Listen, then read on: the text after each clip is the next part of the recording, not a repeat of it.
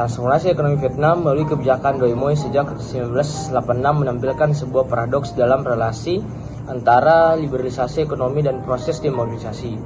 Berdasarkan pendekatan liberalisme klasik, khususnya yang dikemukakan oleh Seymour Martin Lipset, mengatakan bahwa modernisasi ekonomi yang ditandai oleh peningkatan PDB, pertumbuhan kelas menengah, dan perluasan pasar bebas diasumsikan akan menciptakan tuntutan atas sistem politik yang lebih partisipatif dan akuntabel, yakni demokrasi.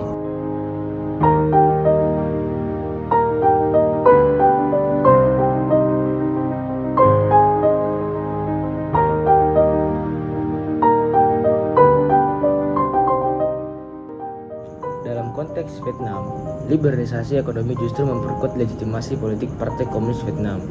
Alih-alih mendengkonstruksi otoritarisme, justru fenomena ini dapat dijelaskan melalui beberapa faktor struktural dan institusional. Pertama, PKV secara strategis memisahkan ranah ekonomi dari ranah politik dengan menerapkan mekanisme pasar namun tetap menjaga kontrol ketat terhadap institusi politik dan kebebasan sipil. PKV mampu mencegah munculnya oposisi politik yang terorganisir. Dalam istilah Nathan 2023, ini dikenal sebagai model resilient authoritarianism yang memanfaatkan pertumbuhan ekonomi untuk menciptakan stabilitas politik dan loyalitas massa. Kedua, Doi Moi membuka jalan bagi integrasi Vietnam ke dalam ekonomi global, termasuk melalui keanggotaannya di ASEAN dan Organisasi Perdagangan Dunia. Kedua, Doi Moi membuka jalan bagi integritas Vietnam ke dalam ekonomi global, termasuk melalui keanggotaannya di ASEAN dan Organisasi Perdagangan Dunia pada tahun 2007. Namun, liberalisasi ini bersifat selektif dan diarahkan secara terpusat. Menurut Gainsborough dalam bukunya Vietnam Rethinking the State, pemerintah tetap mengkontrol sektor-sektor strategis seperti energi dan telekomunikasi, dan menerapkan kebijakan yang membatasi investasi asing dalam ranah yang dianggap sensitif secara politik. Nah, hal ini menunjukkan bahwa liberalisasi ekonomi tidak selalu membawa serta liberalisasi politik ketika negara mampu mempertahankan otonomi institusional dan kapasitas koersifnya. Ketiga, keberhasilan Vietnam dalam menjaga stabilitas ekonomi di tengah krisis global seperti pada masa pasca pandemi COVID-19 memperkuat narasi legitimasi bahwa sistem otoriter yang efisien lebih unggul dibanding sistem demokrasi yang dianggap ribut dan lemban dalam pengambilan keputusan. Pertumbuhan ekonomi sebesar 7,0% pada tahun 2004 melebihi target pemerintah, menjadi bukti performa ekonomi yang digunakan untuk menjustifikasi status quo politik. Nah, ini berdasarkan laporan World Bank dalam Vietnam Economic Update State Recovery Amid External Challenges.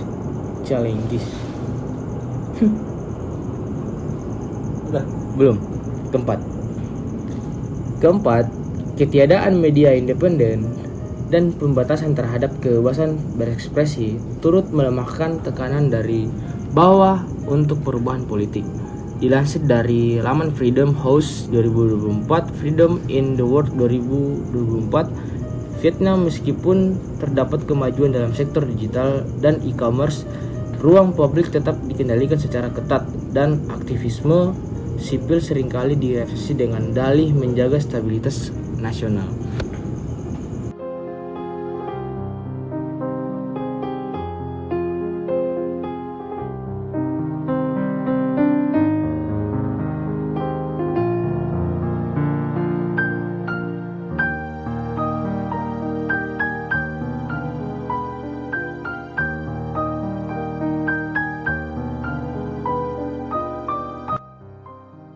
Pendekatan liberal klasik seperti yang dikemukakan oleh Seymour Martin Lipset dalam karya monumentalnya Political Man pada tahun 1960 berargumen bahwa pertumbuhan ekonomi akan menciptakan kelas menengah yang kuat dan menuntut hak-hak politik yang lebih besar, sehingga menciptakan prasyarat bagi munculnya demokrasi.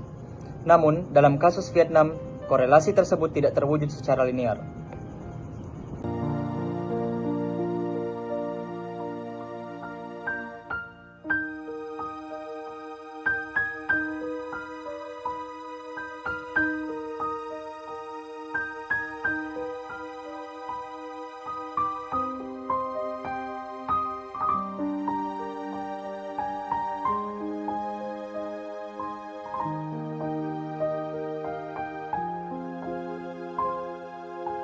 Fakta bahwa Partai Komunis Vietnam tetap memonopoli kekuasaan di tengah pertumbuhan ekonomi yang pesat justru menunjukkan adanya authoritarian resilience dalam konteks ekonomi pasar. Partai Komunis secara strategis memisahkan antara liberalisasi ekonomi dan liberalisasi politik dengan memanfaatkan pertumbuhan ekonomi sebagai legitimasi politik dan mempertahankan status quo kekuasaan.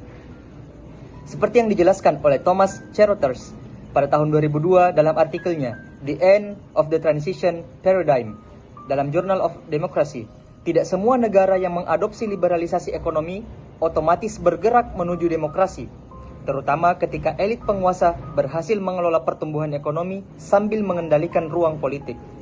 Hal ini diperkuat oleh Kevin G. O'Brien dalam Lian Jiangli pada tahun 2006 dalam studi mereka tentang authoritarian deliberation di Tiongkok, yang menjelaskan bagaimana rezim otoriter dapat mengadopsi mekanisme responsif terhadap publik tanpa melepas kendali politik.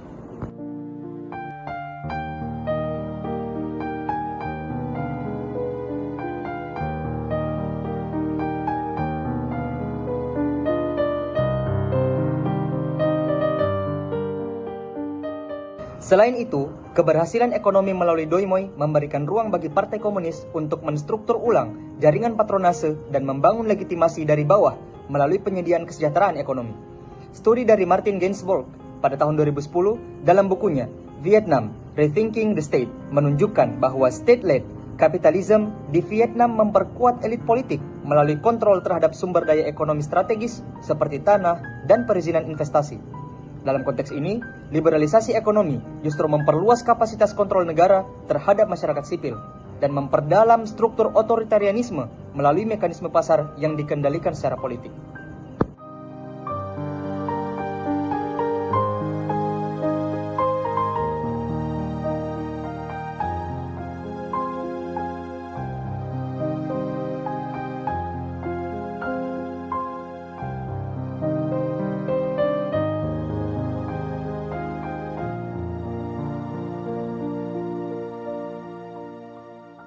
Dengan demikian, kegagalan liberalisasi ekonomi dalam mendorong demokratisasi di Vietnam merupakan bukti bahwa transformasi ekonomi tidak serta-merta mengarah pada transformasi politik. Kasus Vietnam menunjukkan bahwa rezim otoriter dapat dengan lihai mengadopsi instrumen pasar untuk memperkuat kekuasaan politiknya, membangun stabilitas jangka panjang, dan menunda bahkan meniadakan proses demokratisasi. Maka dari itu, analisis liberalisasi klasik perlu direvisi dengan mempertimbangkan faktor-faktor institusional dan strategi adaptif rezim otoriter dalam merespon perubahan ekonomi global. Kendati demikian, tantangan global seperti penurunan permintaan ekspor, gangguan rantai pasok pasca pandemi, dan stagnasi investasi publik menunjukkan keterbatasan dari model pembangunan ekonomi yang terlalu bergantung pada sektor eksternal dan investasi asing langsung atau FDI. Pemerintah Vietnam telah merespons melalui ekspansi sektor jasa, pariwisata, dan penguatan pasar domestik. Namun, alih-alih menggunakan kondisi ini sebagai momentum untuk demokratisasi, PKV atau Partai Komunis Vietnam tetap mempertahankan struktur politik sentralistik dengan menekankan pentingnya stabilitas politik sebagai prasyarat pertumbuhan ekonomi, seperti tercermin dalam pidato-pidato resmi dan dokumen partai sejak Kongres Nasional ke-13 tahun 2021. Dengan demikian, Doi Moi telah menjadi instrumen politik bukan sekadar kebijakan ekonomi.